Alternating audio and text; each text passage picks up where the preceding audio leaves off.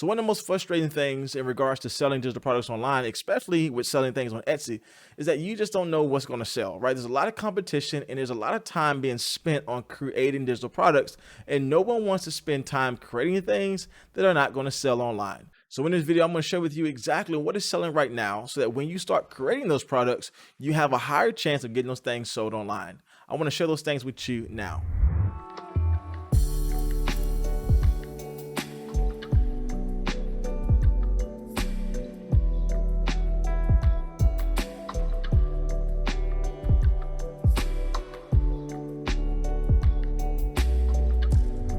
So welcome back to the video, my friends. You are new here. My name is Jay, and on this channel, I do everything from how-to videos and step-by-step guides, teaching you exactly how to create and sell your own digital products online. So if you like content like this, consider subscribing to my channel. And at any time in today's video, you are getting value, make sure you guys hit that like button because that helps this channel out a lot. Also, if you want to find some helpful resources, I want you to check out my links below.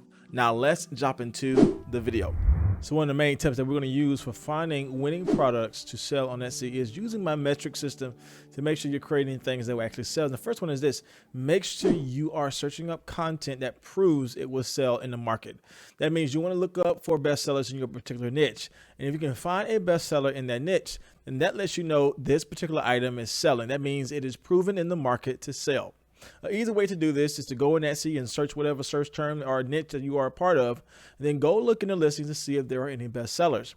Usually what I tell people that if you can find 3 or 4 bestsellers on the first page, then guess what? There's a market for you.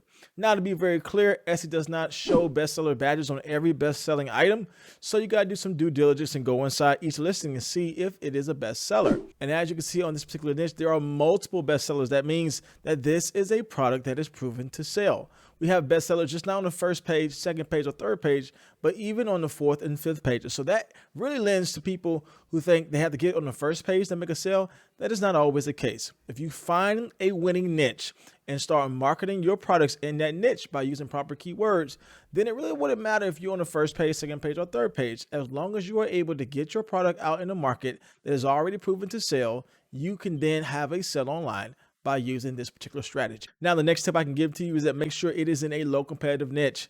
This is so important when you are trying to sell products online. As a new seller on Etsy, it's very easy to try to sell in an oversaturated niche. And I do believe in some cases you are able to market your product in a saturated niche. However, if you are new to selling things on Etsy, I am a firm believer that the first sale is the best sale, because that first sale lets you know it is possible. So in order for you to get that momentum and start realizing that earning money online is possible for you, I want you to try and sell things in a low competitive niche or in a low competitive space. So an easy way to do that is to look up a search term in a particular niche that you want to be a part of, and look in the top right-hand corner for this particular number. This number lets you know how many listings are coming up for that particular search term. Now, if you have a number that's over 50,000 people, then that is a search term that's too high. However, my encouragement to you is go for low-hanging keywords or key terms. The way you do this is by using a popular search term, but making it a long-tail keyword to be more specific and to make sure your search term is in line with what people are looking for. So I have created a video teaching you how to actually find keywords that are high in search volume as well as engagement. So if you want to learn more about how to find keywords that will actually get sales on Etsy, then make sure you check out my video in the links below.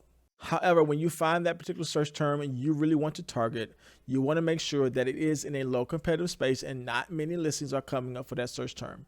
Now, the reason why you want to make sure that there's not a lot of listings tied to the search term is so that you can stand out in a low competitive space. That means you have less people to compete with in regards to that keyword. Most of Etsy sellers are not using keywords or keyword research to make sure that their item is getting seen in search. However, if you follow my tips on my video, you will have the highest chance of getting your item in the first and second pages. And so being able to show up in a low competitive space is really helpful if you want your items to be seen in search. And as always, I tell you guys that if people cannot find you, people cannot buy from you. And so this is a major part in getting a sale for your shop. Make sure you are using high traffic keywords and make sure you are using them in a low competitive space so that you can show up on that first page and people can look and find your product.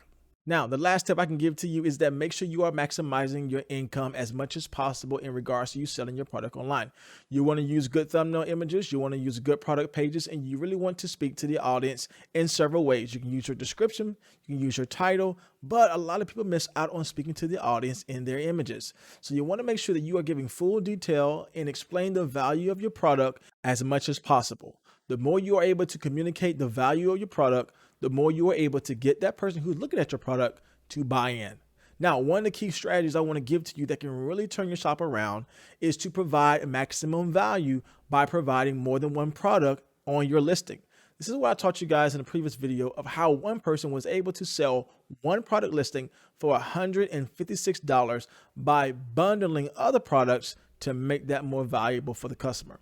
Again, this has been around for ages, but a lot of people have not used the strategy of increasing their revenue by adding more products to make that listing more valuable for the customer. So I want you to think about how you can actually create different products so that the customer can actually get more value from your purchase as opposed to buying a single item from another store. The more you are able to provide value to your customer, the more you are able to get that customer to buy from your shop. So again, my friends, selling on Etsy is very easy if you know the steps you need to take in order to get your product seen. Again, you want to make sure you are creating products that people are looking for. You want to make sure you are using a popular search term in a low competitive space, and you want to provide as much value as possible so that your customer know exactly what they are buying once they purchase from you. Again, communicate the value in your description page and your title page, as well as in your images. But again, add more products to your listing so that your product can stand out and provide the highest amount of value to your potential customer. So again, my friend, that is the end of today's video. If you got any encouragement or value from today's video, make sure you guys like the video. If you want to see more content like this, I release new videos every Tuesdays and Thursdays, and sometimes I go live on Saturdays, teach you exactly how to create and sell your own digital products. And if you want to learn more about how you can sell things online, consider subscribing to the channel and check out my helpful resources and links below to help you start making your first sale online today. But as always, my friends, I will see you in the next video.